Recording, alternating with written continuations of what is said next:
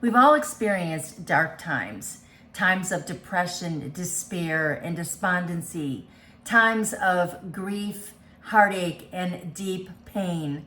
The black clouds that are hovering over us just seem to stay day in and day out, shadowing any ray of light that we once saw. Every morning we get up and we think, maybe today will be a better day. We feel like we're living in Florida where the rain just keeps pounding the pavement day after day with no end in sight. Circumstances, troubles, and suffering can throw us into that dark place, and it just seems that Satan is all over it, making it 10 times worse. Days turn into weeks, and it just seems that there is no end in sight. You can't even see a glimmer of daylight or a glimmer of light bursting through that darkness. I know you've been there, or perhaps you or someone you know is there right now. Well, Peter had the same thing happen to him. He was in a deep place of despondency, but it didn't last forever. His sorrow would eventually be turned to joy. Today we continue in the life and ministry of Peter, and we're going to follow him into the night that the lights went out for him. But then we're also going to join him on the journey that would eventually lead to joy. In this scenario, there are certainly incredible truths that we can apply to our life, especially during those dark times. Stick with me. You don't want to miss it. It's a beautiful thing when we can learn from people's mistakes rather than repeat them. I know many who are determined not to repeat their parents' mistakes, and others who have decided to go down a different path than a friend simply because the path that their friend chose did not fare so well for them. The Bible is filled with flawed people who made plenty of mistakes. I believe that their stories are recorded for us so that we can learn from their mistakes. With that said, Peter is a very flawed person, and his flaws come to the surface on the night before Jesus was crucified. And what happened to him caused him to go into a very deep place of despair that would last for hours. You know, as I pondered all of these things, I realized that we can learn from Peter's mistakes so that we do better when storms threaten our survival or when we're facing off with huge giants. But before we travel this journey with Peter, there's two things that I must mention. One, I do believe that Peter learned from his mistakes because he does not seem to repeat them in the book of Acts when he became a pillar, founder, and leader of the early church. And two, the Bible tells us that God disciplines us. God's discipline might be in the form of a problem at work, a strained relationship, a prodigal, financial struggles, marriage woes, a health issue, or an attack on your character. But here's the thing. We often think that God disciplines us because he's mad at us and he wants to punish us. That is just not true. Listen to the words carefully in Hebrews 12:10 through 11. For our earthly fathers disciplined us for a few years, doing the best they knew how. But God's discipline is always good for us, so that we might share in his holiness. No discipline is enjoyable while it is happening. It's painful, but afterward, and that tells me that in essence it's not going to last forever, afterward there will be peaceful harvest of right living for those who are trained in this way. And earlier in the text, we read in Hebrews 12:6, for the Lord disciplines those he loves. Think of God's discipline as training. Through it, God is training us for holy living. We learn so much through our struggles that is if we let God teach us. Peter was about to launch into full-time ministry, putting the foundation of the church in place. He would be a valuable player in the early church. His mistakes and Jesus' rebuke on this final night was no doubt to prepare him. It was hard, just like the writer of Hebrews says, but Peter learned some valuable lessons through it all. Today, I would like to examine 4 mistakes that Peter made on this final night. and a couple principles that led to ultimate joy. Now let's walk with Peter. I was thinking about how this evening may have started off. I can imagine that Peter was very excited to share another Passover meal with his beloved Jesus and his family, the disciples that had become his brothers within the last 3 years. Eating a meal with a loved one can be a very special time of beautiful fellowship. I think that it was probably the same for all of those that had gathered for this Passover meal on this night.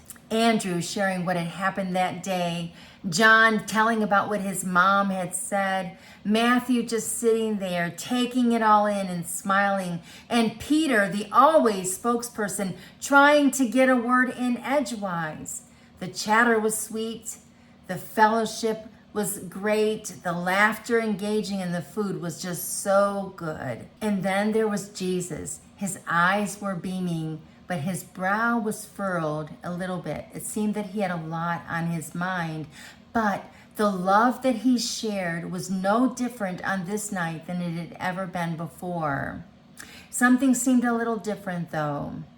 But Peter would never have imagined that this night would end so differently than it began. Then the atmosphere in the room changed dramatically when Jesus got up from the table and began to wash the disciples' feet.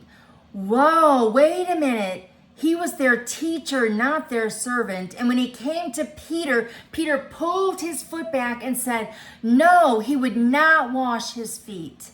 But you know, Peter should have realized that by now, everything that Jesus did had a purpose. So mistake number 1 is that Peter did not trust Jesus in that moment. And Jesus would rebuke him, probably adding to the embarrassment he was already feeling. The psalmist writes in Psalm 139:16, "You saw me before I was born. Every day of my life was recorded in your book.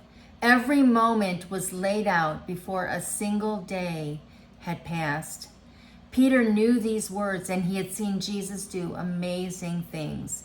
But these words are also true for you and I, that everything that happens to us, every circumstance, every struggle, every difficulty has been filtered through God's hands. He has every moment of your life laid out. After dinner, Matthew records in Matthew 26:30, "Then they sang a hymn and went out to the Mount of Olives. As they walked into the Garden of Gethsemane," Matthew records in Matthew 26:37-38, "He took Peter and Zebedee's 2 sons, James and John, and he became anguished and distressed. He told them, 'My soul is crushed with grief to the point of death. Stay here and keep watch with me.'" Now we come to mistake number 2. Peter fell asleep and he did not keep watch. When Jesus found them asleep, he said to Peter in Matthew 26:40-41, "Couldn't you watch with me even 1 hour? Keep watch and pray so that you will not give in to temptation, for the spirit is willing, but the body is weak." It had been a long day for the disciples. I know I have a hard time keeping my eyes open if I'm really tired. I get it for sure. However, Jesus was clearly distraught, and he had told them that he was flooded with grief. This alone should have kept them really aware of their surroundings and thinking to themselves, "Oh my goodness, something is about ready to happen." Jesus knew that Satan was lurking, ready to pounce. And Jesus had already told Peter that Satan had asked to sift him like wheat. So because of that, I'm thinking that Jesus was letting Peter know that Satan was going to come after him the hardest. And the only way for him to not fall into temptation would be to stay awake and alert. Jesus was looking out for Peter's interest, but Peter failed. I believe Jesus is talking about spiritual alertness here. Satan can pick out a defenseless soul a mile away, someone who has let down their guard or their eyes are closed to the impending storm. In defense classes, women are told to not distract themselves when they're walking in open places, like being on their phone or something, because distracted women are easy targets. Difficulties can make us weak spiritually, physically, and emotionally. And Satan loves weakness because our weakness gives him a huge advantage or a foothold. Here's a good reminder that we will always be fighting against this enemy as long as we are here on this earth. As long as we are here on this earth. So it's important that we always stay alert. And then the quiet of the night turned into madness when the soldiers, accompanied with many religious leaders, came to arrest Jesus. A short conversation came about, and when they went to arrest Jesus, Peter's anger rose to the surface. Mistake number 3 is that Peter let his fleshly nature win when he drew out his sword and cut off the slave's ear. Peter knew that Jesus never operated that way, never.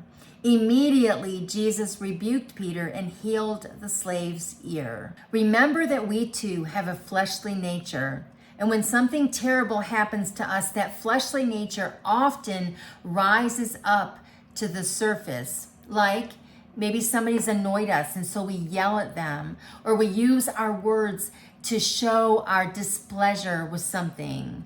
My husband, when we're driving, often uses the horn to voice his displeasure. Really uses the horn. Or maybe being harsh with someone or impatient with someone. Paul writes in Galatians 5:16, "So I say, let the Holy Spirit guide your lives. Then you won't be doing what your sinful nature craves." And in Romans 8:6 we read, "So letting your sinful nature control your mind leads to death, but letting the Spirit control your mind leads to life and peace." Therefore, we need to make sure that we are walking in the Spirit, not in the flesh. The night finally culminates with all the disciples fleeing when Jesus needed them the most. Jesus is taken before the authorities to be questioned, and Peter gains access to a courtyard just outside of where Jesus was. And it's here where Peter is confronted with his association with Jesus. Mistake number 4. Peter denied Jesus and then fled. As if the night couldn't get any worse, Jesus' prophetic words to Peter earlier that evening came true. 2 things happened simultaneously. A rooster crowed, just like Jesus had said it would, and then Jesus turned and looked at Peter. And then grief washed over Peter like a tsunami. And he realized what he had done. How could I deny the one that I love so much? And then he ran out of there and wept bitterly. Fear is a huge stronghold and one that Satan loves to see in us. Fear gives him access every time, and fear causes us to deny the truth and run away. But the best thing that we can do is face it. The psalmist writes in Psalm 34:4, "I prayed to the Lord and he answered me. He freed me from all my fears." Prayer would have been a much better response for Peter at that moment. Now let me say this. Sometimes our difficulties and struggles cannot be helped. But I believe that Peter's story reminds us what we can do to keep Satan at a distance and to keep the darkness from clouding out every little bit of sunshine left. We're human and we will make mistakes, but remember that God gives us many chances to turn around. So when we feel the nudging of the Holy Spirit to tell us to turn around, it's best that we listen. After Peter fled, Jesus died, but Peter's darkness only got worse for sure. Peter's deep-seated grief began early Friday morning and would be looming over him for 2 long and dreary days. That's a long time to be in such pain and agony. But finally, his journey would take a glorious turn and joy would come in the morning. Sunday morning came and we find Peter back with the disciples and others when Mary came bursting in, telling them that the tomb was empty and that she saw an angel, and the angel gave her a message in Luke 24:6. He isn't here. He has risen from the dead. What? You're kidding. Luke records in Luke 24:11 through 12. But the story sounded like nonsense to the men, so they did not believe it. However, Peter jumped up and ran to the tomb to look. Stooping, he peered in and saw the empty linen wrappings. Then he went home again, wondering what had happened. Finally, Peter did something amazing. He could have stayed in the house and let unbelief control his mind and his heart. Instead, he ran to the tomb to investigate. He also did this a short time later in John 21 when Jesus appeared on the shore and the disciples were in the boat. When they recognized that it was Jesus, it tells us that Peter jumped in the water and swam to the shore to get to Jesus as fast as he could. Despite all Peter's mishaps, we see Peter's love bursting out through these accounts. When he told Jesus to wash his whole body because he couldn't imagine fellowship with him broken. When he ran out of the courtyard weeping bitterly because he knew he had broken Jesus' heart. And when he couldn't wait to get to him. Here are 2 responses that are sure to bring light into our darkness. Number 1, run to Jesus, not away from him. And number 2, worship him. Call on his name and bow at his feet. We need him every single day, but we really need him when our struggles are squeezing the life out of us. The resurrection of Jesus is about hope. The resurrection of Jesus shows us that darkness will not last forever and that the sun will shine again. But we need to always remember that Satan is lurking and waiting to gain access. So with that said, let's recap what we should do in difficulties. Trust in Jesus' purposes for your life. Stay alert. Walk in the Spirit. Run to Jesus and worship him. When we do these things, our circumstances may not change immediately, but our joy and peace will probably stay intact.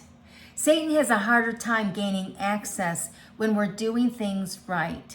And when we're doing things right, we will have hope and assurance that all things will work out together for good.